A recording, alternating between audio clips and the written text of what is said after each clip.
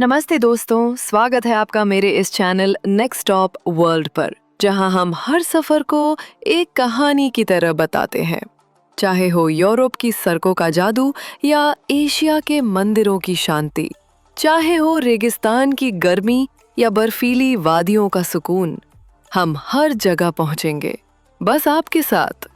तो bag pack कीजिए, seat belt बांधिए और तैयार हो जाइए एक नई यात्रा पर, क्योंकि अब नेक्स्ट स्टॉप हम जापान जाएंगे दोस्तों।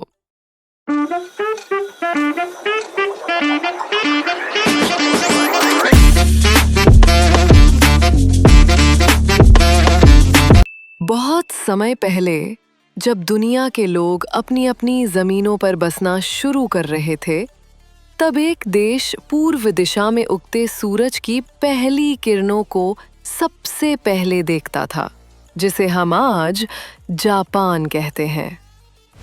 जापान और भारत के बीच समय का अंतर लगभग 3 घंटे 30 मिनट का है।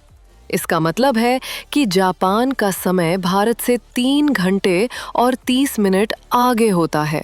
जापान का कुल भौगोलिक क्षेत्रफल 3,77,975 वर्ग किलोमीटर है। ये देश मुख्य रूप से 4 बड़े द्वीपों होशु, होक्काइडो, क्यूशु और शिकोकू और लगभग 6,800 से भी अधिक छोटे द्वीपों से मिलकर बना है।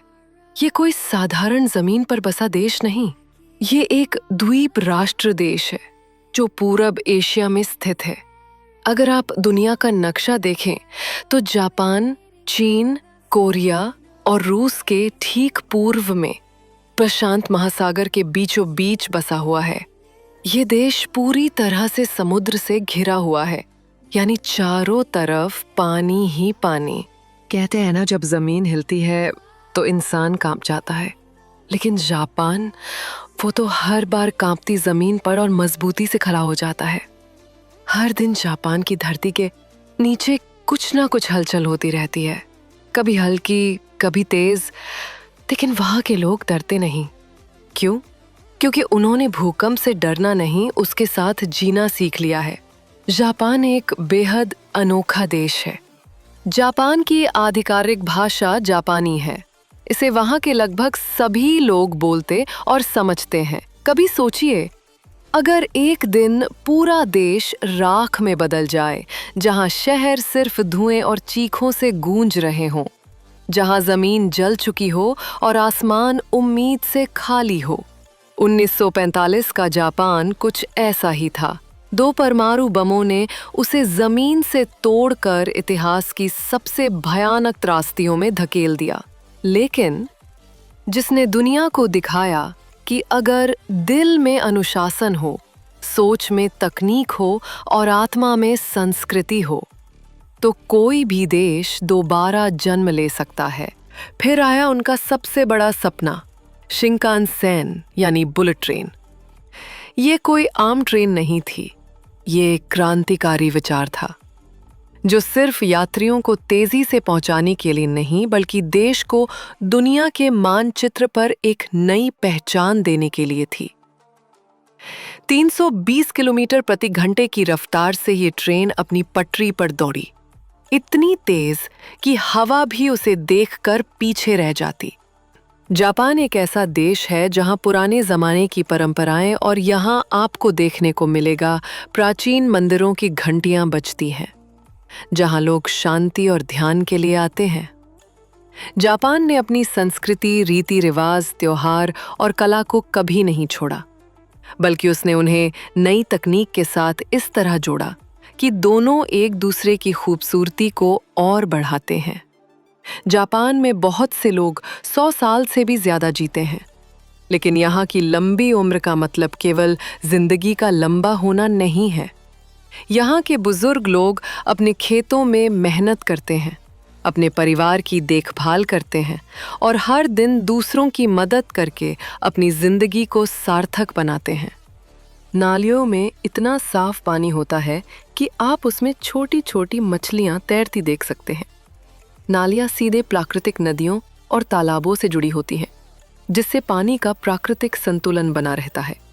इस वजह से बारिश के बाद भी जापान के शहरों की सड़कों पर पानी जमा नहीं होता। ये साफ सुथरे नाली सिस्टम की वजह से ही जापान में पर्यावरण भी सुरक्षित रहता है और लोग प्रकृति के करीब रहते हैं। टोक्यो, जापान का दिल। टोक्यो की सरजमीन पर पहला कदम रखते हैं तो आप किसी साइंस फिक्शन की दुनिया में नहीं, बल्कि वास्तविक भविष्य में प्रवेश कर रहे होते हैं। टोक्यो दुनिया के सबसे विकसित शहरों में शुमार है। यहाँ वो सब कुछ है जो आप आधुनिकता में सोच सकते हैं। ऑटोमेटिक रोबोट्स, एआई से चलने वाले होटल, 5G स्मार्ट नेटवर्क और ऊंची इमारतें, चमकदार लाइट्स और शांति भरा जीवन। टोक्यो में आपको गगनचुंबी इमारतें और नियॉन लाइट्स की भरमार दिखेगी, लेकिन फिर भी शहर में शोर नहीं, व्यवस्था होती है। ट्रैफिक है, मगर ट्रैफिक जाम नहीं। भीड़ है, मगर कोई धक्का मुक्की नहीं। सब कुछ चलता है, लेकिन समय के साथ, सम्मान के साथ। टोक्यो की स्पीड, समय से तेज टोक्यो की सोच, भविष्य के लिए आज का निर्माण। यहाँ के लोग सिर्फ आज नहीं जीते, वो हर दिन भविष्य को बेहतर बनाने में लगते हैं।